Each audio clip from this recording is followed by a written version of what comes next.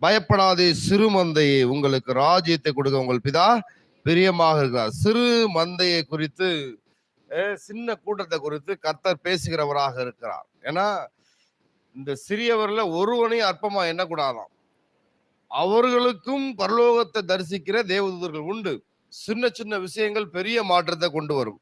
1 ராஜாக்கள் 18ல ஒரு உள்ளங்கையின் மேகம், உள்ளங்கை அத்தனை சிறிய மேகம் வந்து 3.5 வருஷத்துக்குரிய பஞ்சத்தை எடுத்து போட்டுச்சு. பெரிய மேகமா, ஒரு பெரிய விஷயமா இருந்தா தான் பெரிய பெரிய காரியங்கள் நடைபெறும் அப்படிலாம் பாக்குறோம். அப்படிலாம் கிடையாது. கர்த்தர் ஒரு சின்ன விஷயத்தை சொன்னா, சின்ன விஷயத்தை காட்டினா அதை பெரிய விஷயமாக மாற்றி காட்டுவார். அல்லேலூயா. ஏன்னா நான் உன்னோட கூட இருந்து செய்கிற காரியம் பயங்கரமா இருக்கும். செய்யறது நாம அல்ல, அவர் கர்த்தர் நமக்குள்ள இருந்தா வெளியே வர கிரியைகள் பெரியதா இருக்கும்.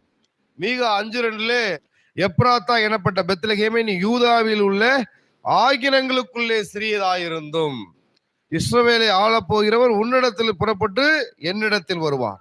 அவருடைய புறப்படுதல் அனாதி நாட்களாக பூர்வத்தினுடையது. எப்பிராத்தா என்னப்பட்ட பெத்லகேமே, நீ யூதேயாவில் உள்ள ஆயிரங்களுக்குள்ளே சிறியதாயிருந்தும். யோசுவா தேசத்தை பங்கிடும் பொழுது, ஊர்களை கிராமங்களை பங்கிடும் பொழுது, அந்த இந்த கோத்திரம் இதுக்கு இந்த கோத்திரம், இந்த ஊர் இந்த கோத்திரத்துக்கு இந்த ஊர் இந்த கோத்திரத்துக்கு பங்கிடும் பொழுது அந்த லிஸ்ட்லயே இந்த எப்பிராத்தா வரல. அப்படி ஒரு சின்ன கிராமம் இது. ஆனா அந்த கிராமத்துல இருந்துதான் இயேசு பிறக்கிறத பார்க்கலாம். அதெல்லாம் நம்ம படிச்சு பார்க்கணும். இங்க என்ன போட்டிருக்குது? மீகால யூதேயாவில் உள்ள ஆயிரங்களுக்குள்ளே சிறியதா இருந்தோம் பெத்லகேம் எப்ராத்தா. அப்ப நாம பாருங்க, எந்த இடத்துல எந்த வேணாலும் வரலாம். ஆனா கர்த்தருக்குள்ள இருக்கும் பொழுது நம்மனால அந்த இடம் பெயர் பெற்று விளங்கும். அல்லேலூயா.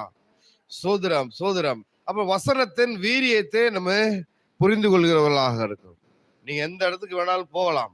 சரிங்களா? நீங்க எந்த இடத்துல இருந்து வரீங்கன்னு எப்ப தெரியுமா கேட்பாங்க? நீங்க எழும்பி பிரகாசிக்கும் போது உங்களிடம் கீர்த்தி வெளிப்படும் பொழுது நீ யாரு, எந்த ஊரு, எங்க இருந்து வர்ற அப்படின்னு அப்புறம் தான் கேட்பாங்க. சரியா?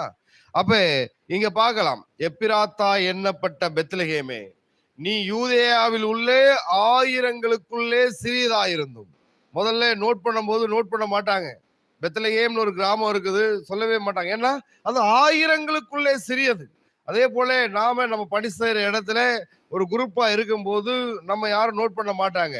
நம்மிலிருந்து எப்ப கர்த்தர் செயல்படுகிறாரோ, நம்மிலிருந்து எப்ப மகிமையான காரியங்கள் வெளிப்படுகிறதோ அப்ப தேவன் மகிமைப்படுகிறவராக இருக்கிறார். அல்லேலூயா. சோதரம். ஏன்னா 1 சாமுவேல் 2:8 அவர் சிறியவனை புழுதியிலிருந்து எடுத்து எளியவனை குப்பையிலிருந்து உயர்த்துகிறார்.